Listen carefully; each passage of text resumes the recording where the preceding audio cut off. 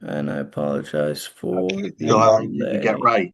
right? Um, okay. Paul, how many did you get right?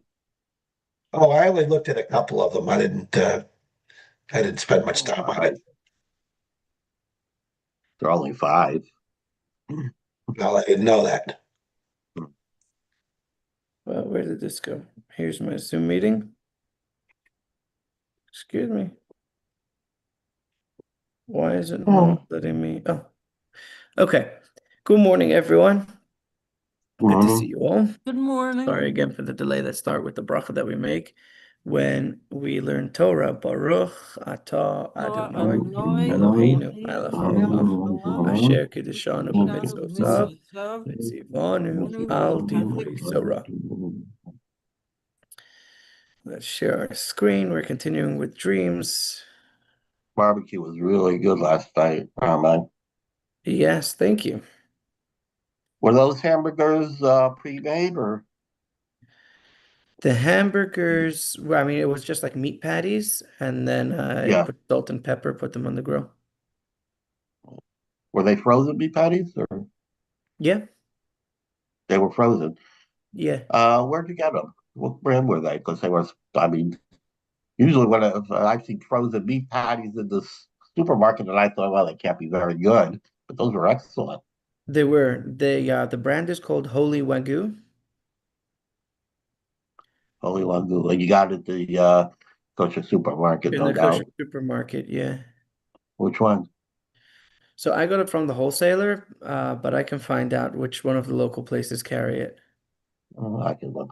I can find it too. Holy Wagyu. Okay. Yeah, Yeah, excellent. there it was phenomenal. I agree with you. And thank you for coming. My pleasure. Okay. There are also three books of prophets, because we spoke about three kings whose appearance in a dream is meaningful to a good one, not so good. There are three books of prophets whose appearance in a dream is meaningful. One who sees the book of Kings should anticipate greatness, royalty. One who sees the book of Ezekiel should anticipate wisdom, as the configuration of the divine chariot is described therein. One who sees the book of Isaiah should anticipate consolation, and one who sees the book of Jeremiah should be concerned about calamity, because Jeremiah prophesied extensively of impending calamity. Similarly, there are three great books of writings whose appearance in a dream has particular significance. One who sees the book of Psalms should anticipate piety. One who sees the book of Proverbs should anticipate wisdom. One who sees the book of Job should be concerned for calamity. There are also three minor books of writings whose appearance in a dream is significant. One who sees Song of Songs in a dream should anticipate piety as it describes God's love for the Jews. One who sees Ecclesiastes should anticipate wisdom. One who sees Lamentations should be concerned about calamity. One who sees the scroll of Esther, it is a sign that a miracle will be performed on his behalf. There are three sages whose appearance in a dream is significant. One who sees Rabbi Yehuda Hanasi in a dream, the author of or compiler of the Mishnah, a great Jewish leader, in a dream should anticipate wisdom. One who sees Rabbi Elazar ben Azariah should anticipate wealth, as he was particularly wealthy. And one who sees Rabbi Yishmael ben Elisha should be concerned about calamity, as he was one of the 10 martyrs executed by the Romans. There are three Torah scholars who, despite their greatness in Torah, were never given the title rabbi, and whose appearance in a dream is significant. One who sees Ben Azai in a dream should anticipate piety. One who sees Ben Zoma should anticipate wisdom. And one who sees Acher, Elisha ben Avuya, should be concerned about calamity as he strayed from the path of righteousness. Was The Gemara Maimonides a says rabbi? Excuse me. Was Maimonides a rabbi? Maimonides was a rabbi. Okay, thank you. Yeah, Because I never heard of him referred to as Rabbi Maimonides. that's a great question. So usually they refer to when they're referring to him as rabbi, it will be with his name, Rabbi Moshe ben Maimon. Hmm. Maimonides means the son of Maimon. So his name was Mhm. Moshe ben Maimon. They call him Maimonides.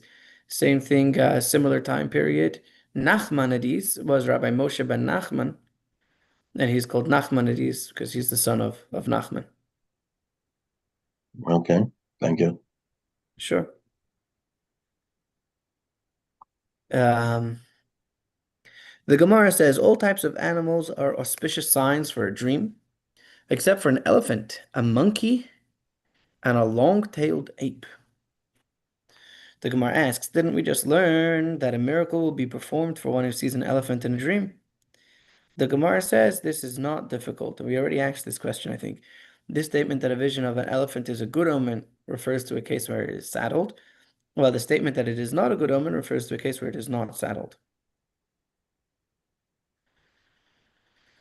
Similarly, the Gemara says all types of metal utensils are auspicious signs for a dream, except for a hoe, a chisel, and an axe, as these are instruments of destruction.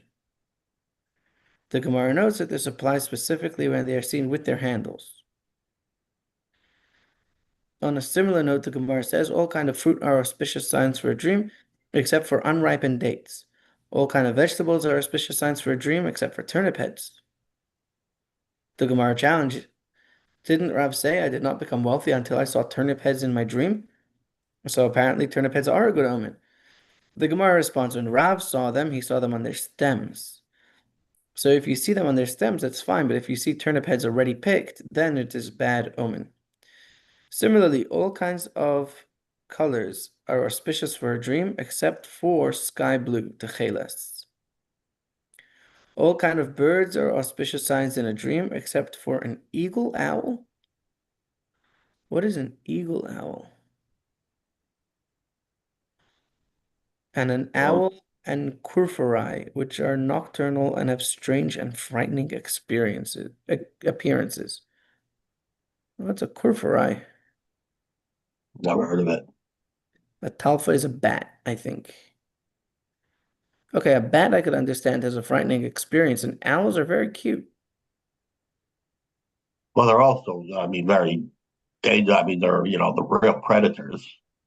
Fair enough. I've never heard of this Where does it eagle say a owl. bat? Sorry? Where does it say a bat? Oh, Rashi translates kurfuri as talfa, which I believe is a bat. Let's see what's an eagle owl. If this loads. I mean, I don't know how this is different than a regular owl, but isn't that called a horned owl?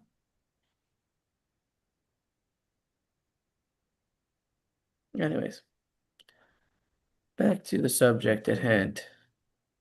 Morning, Jeff. How you doing, bud? Good, thank God. Your office is locked. I would assume now. The words. The office itself or the. All right, sorry? No.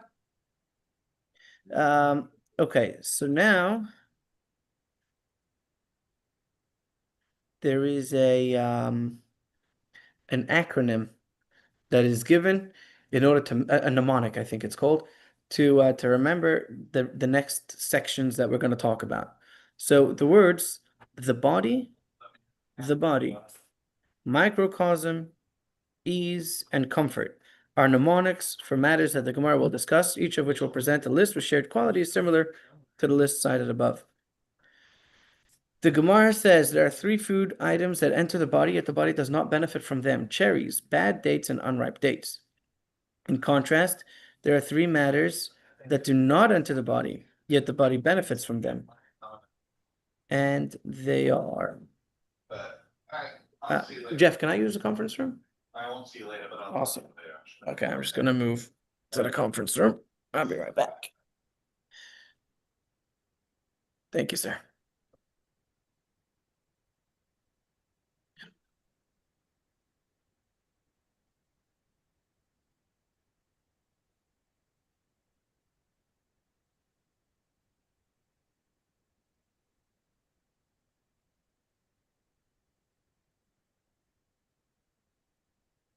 There we go. That's a little better.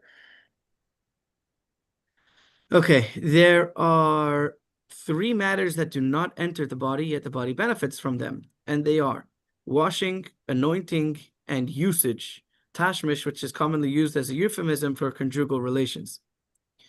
Three matters are microcosms of the world to come. They are Shabbos, the sun, and usage. The Gemara asks, when we say usage, of what benefits the body and is a microcosm of the world to come? If you say that it refers to relations, doesn't that weaken the body? Rather, it refers to usage of his orifices, relieving oneself. Three matters ease one's mind, and they are voice, sight, and smell when they are pleasant and aesthetic. Three matters give a person comfort, and they are a beautiful abode, a beautiful wife, and a beautiful vessels. Couldn't usage also just refer to exercise? Sorry? Couldn't usage refer to exercise? To exercise.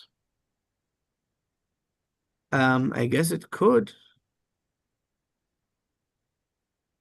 It seems more direct than conjugal relations.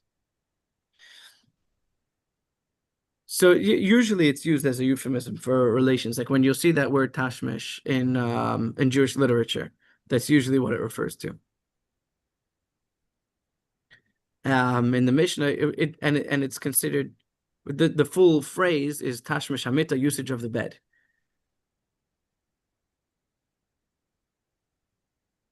Mm-hmm.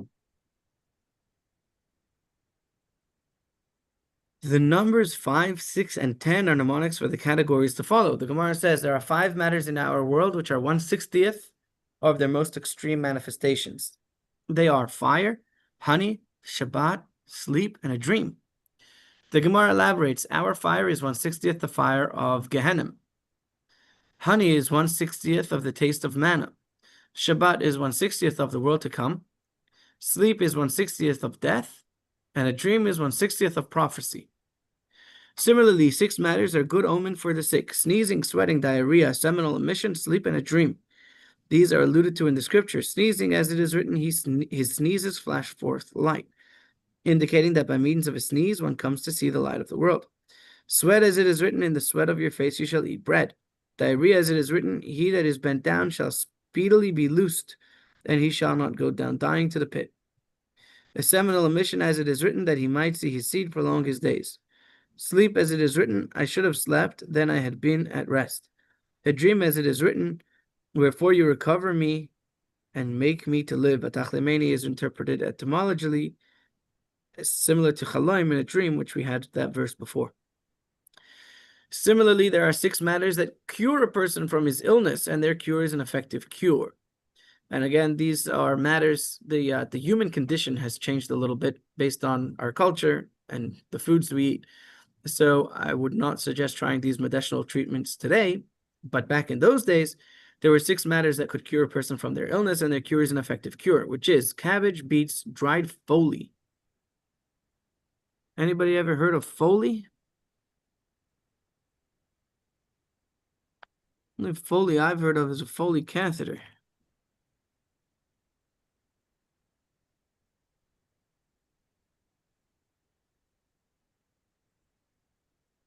The Foley plant.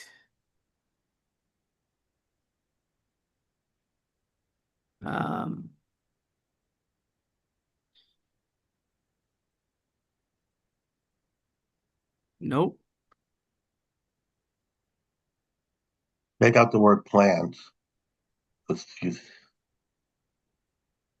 Ancient Mediterranean? Let's see. Ancient medicine.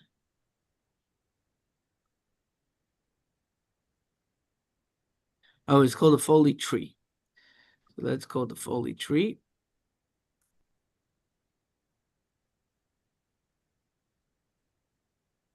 Do we have images here? Here, images. This is Foley tree service. Okay, I don't know. Apparently there's a tree called a Foley tree. Okay, sorry about that. The stomach, the placenta, and the diaphragm of an animal. Some say that small fish also possess these qualities. Furthermore, small fish cause one's entire body to flourish and become healthy. I guess sardines are still considered a health food today as well. In contrast, there are 10 matters that cause a sick person who has recovered to suffer a relapse of his illness, and his illness is even more severe, and they are eating the meat of an ox, eating fatty meat in general, eating roasted meat, eating poultry, eating roasted egg, shaving, eating cress. There's a funny story about cress coming up. Drinking milk, eating cheese, bathing in a bathhouse. Some say eating nuts, and some say even eating cucumbers. It was taught in the school of Rabbi Yishmael. Why are they called cucumbers kishuim? Because kasheh means harsh, because they are as harmful to the body as swords. The Gemara asks, is that really so? Is it not written, and the Lord said unto her, 2 nations are in your womb?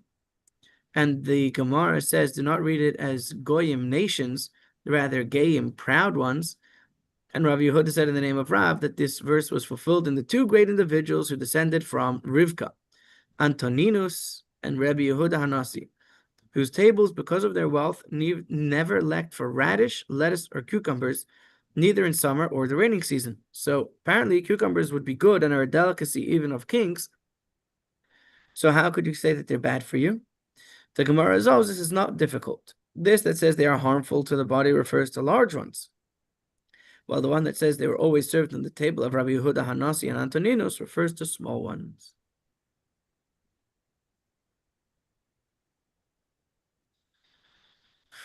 You guys want to hear the story of how Antoninus, the Roman emperor, or Roman general, I think it was an emperor, and Rabbi Yehuda Hanasi became friends? Uh-huh. Yes. Sure. Okay, we're going to learn this much later, but the story is that it was a certain time that the Romans had forbade the Jews from doing Brit Milah, circumcision. And the leader at the time, who was Rabbi Yehuda Hanasi's father, I believe his name was Rabbi Yochanan, but I don't remember for sure. He, of course, circumcised his child. And the government found out that he circumcised his child, and they decided that they were going to make a scene out of him so that everybody should learn and see what happens if you dare to disobey the Roman rules, and you will circumcise your children. So he ordered the mother, the baby, and the father to come before the emperor. On their way, they stopped at a hotel, and in the hotel, there was also a Roman officer and his wife staying there. The wife had a baby whose name was Antoninus, and she was, he was born the same day. They were the same age. They looked similar as well. And the Roman lady asked why are you going to Rome? You know, you're a Rebbitzin, you just gave birth. What's going on? She told him the story. And this lady felt so badly for her. She said, here's what we'll do. We'll switch kids for a few days. You'll take my uncircumcised son with you to the emperor. Then you'll be saved. You'll come back and we'll switch back. And that's what happened. She took this Roman general's son instead of her own and went to the Roman emperor.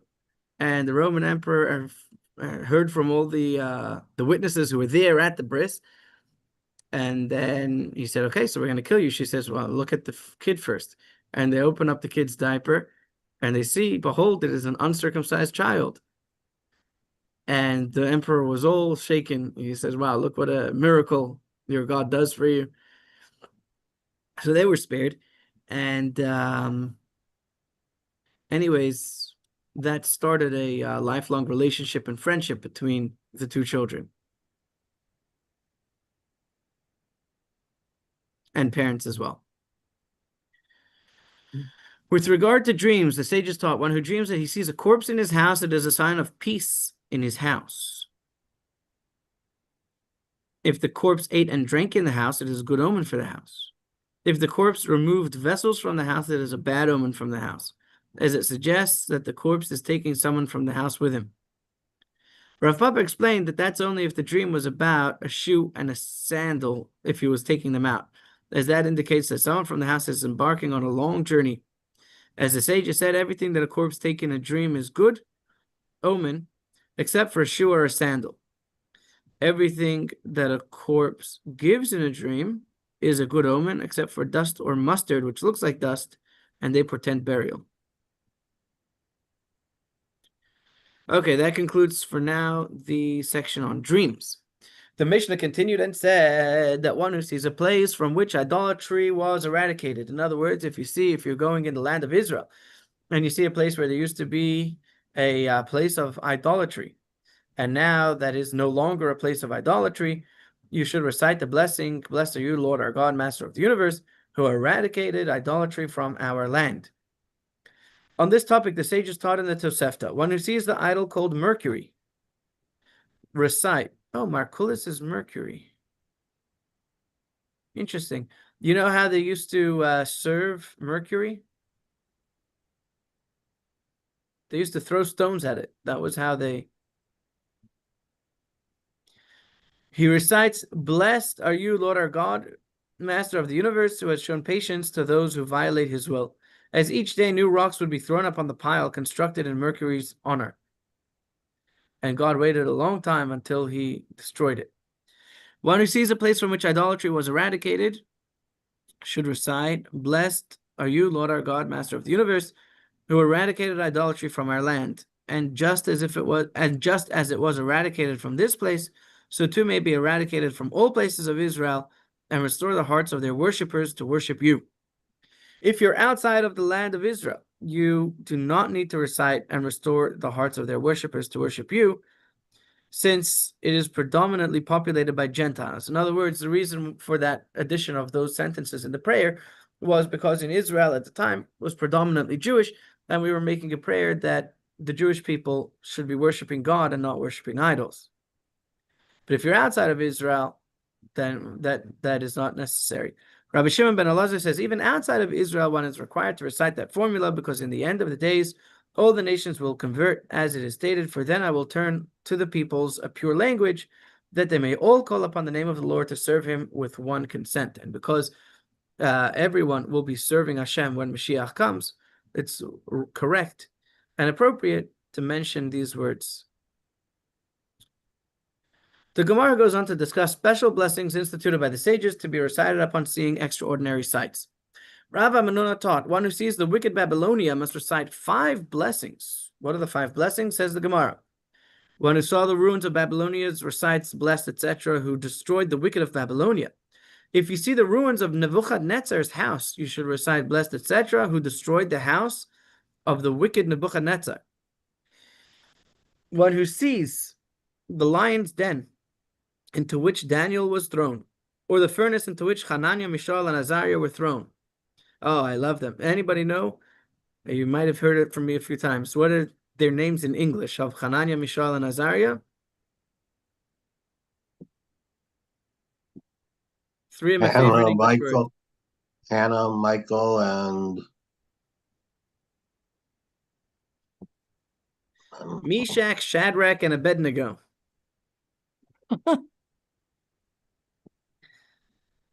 So if you see the furnace that they were thrown into, you should recite the blessing, "Blessed, etc., who performed miracles for our ancestors in this place."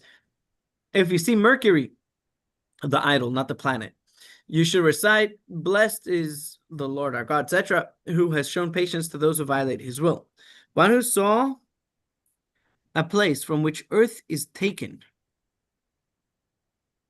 as over the generation, earth was taken from certain places as used as fertilizer or for construction in surrounding areas. So if you see a quarry, basically, you should recite, "Blessed are you, etc., who speaks and acts, decrees, and fulfills." is there a particular reason that they singled out Mercury among all the other Greek gods? So that's a good question.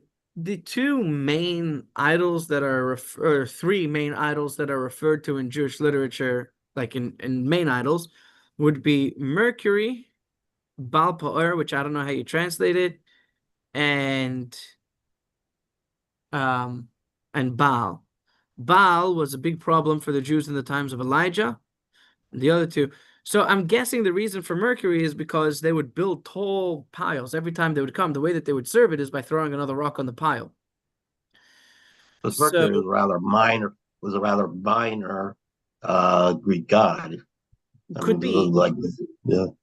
but I think the point is like the way of serving it was to create this big pile of rocks. Meaning if there's like, I don't know, some kind of a temple, then it's easy to knock it down. But if you have a huge pile of rocks, it takes more effort to uproot it and destroy it. Most people would just leave the pile of rocks there. That's my guess. Guys, we have like almost 6 double-sided pages left.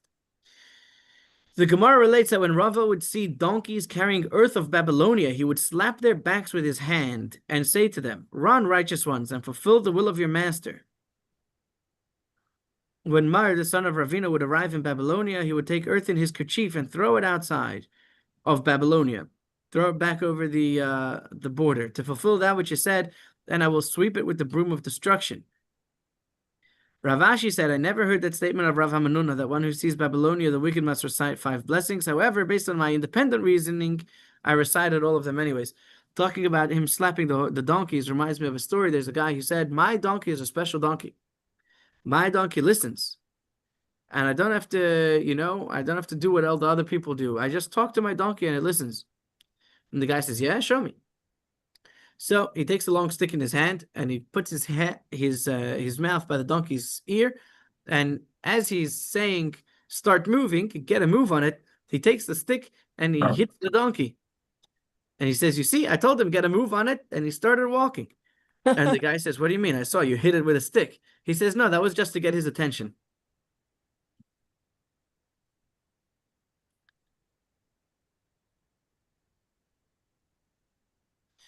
On to page 58. With regard to Babylonia, the Gemara recites what Rabbi Yirmiyah ben Elazar said. When Babylonia was cursed, its neighbors were cursed along with it. When Samaria was cursed, its neighbors were blessed. When Babylonia was cursed, its neighbors were cursed along with it. As it is written, I will also make it a possession for the bittern, a wading bird and pools of water. Not only will it be destroyed, but the site will become a habitat for destructive, environmentally harmful creatures, which went and bothered the neighboring countries. When Samaria was cursed, however, its neighbors were blessed, as it is written, therefore I will make Samaria a heap in the field, a place for the planting of vineyards. Although destroyed, it will serve a beneficial purpose.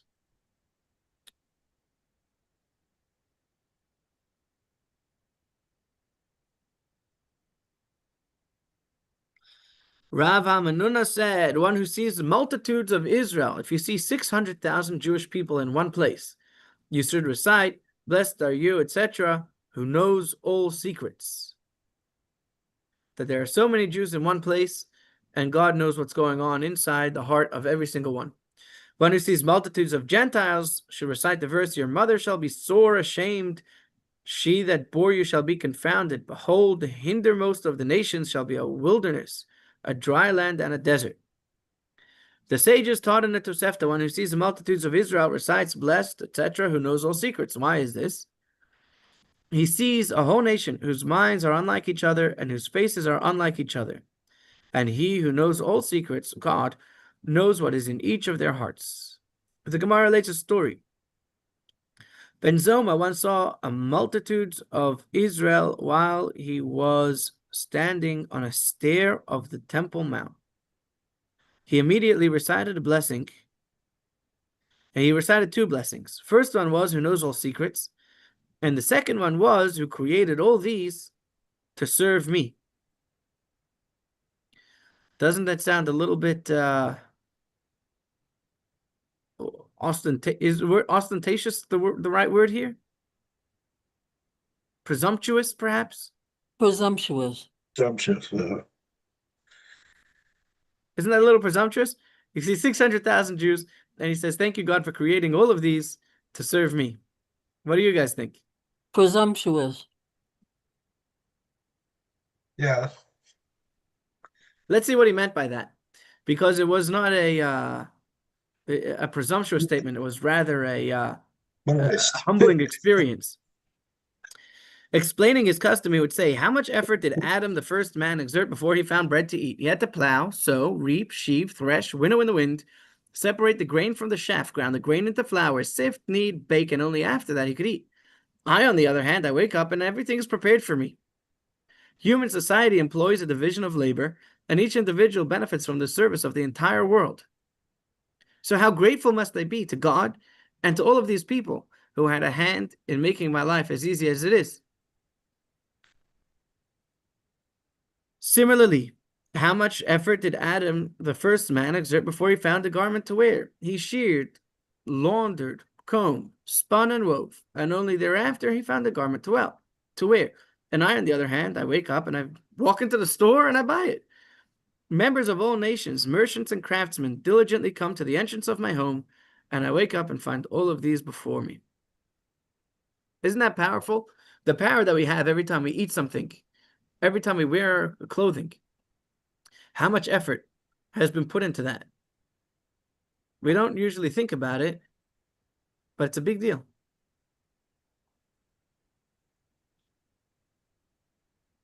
There's a video you can find.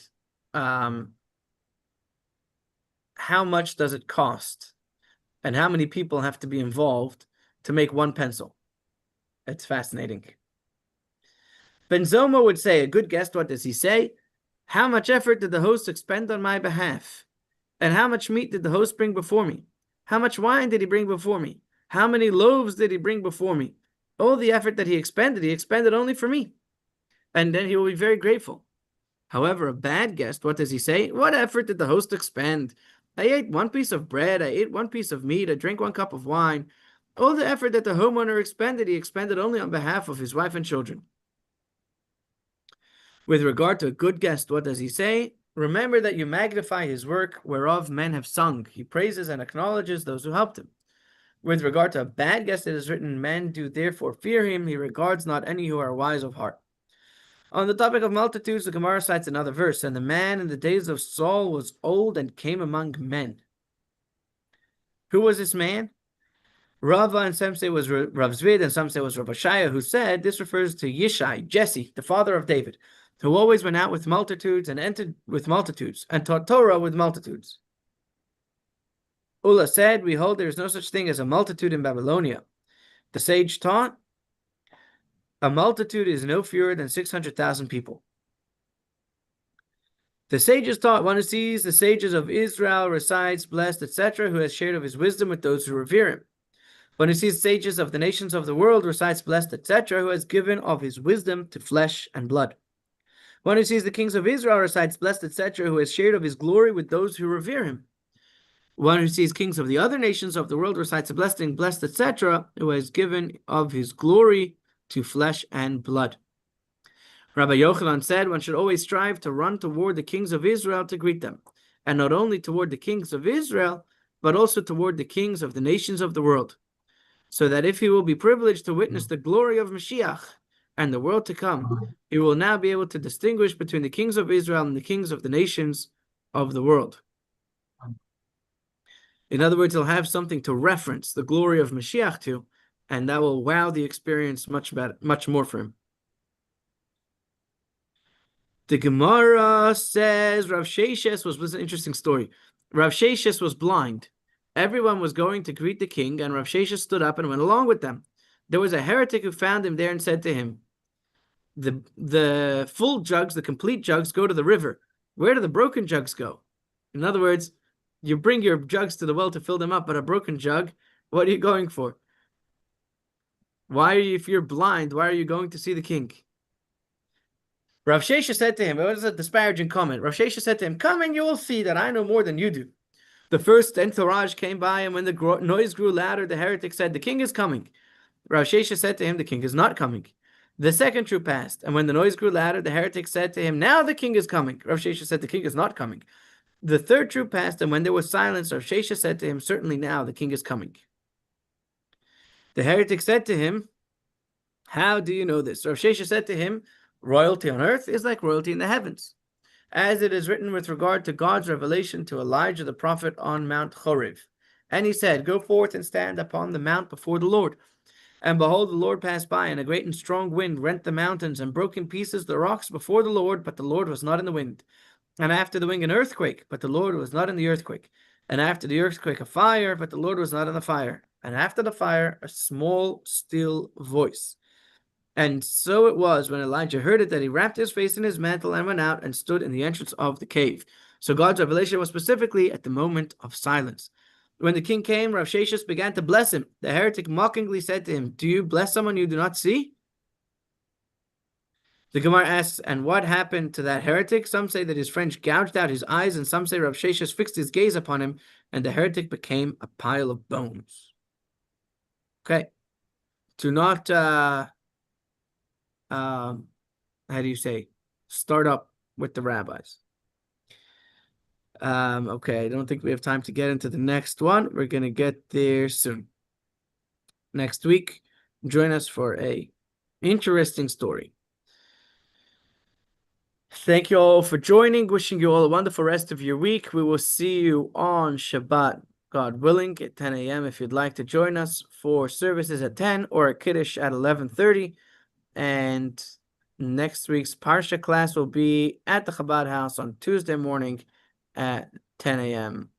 Mark your calendars for Shavuos. Thursday night, we're going to be having a late night learning starting at 9 p.m.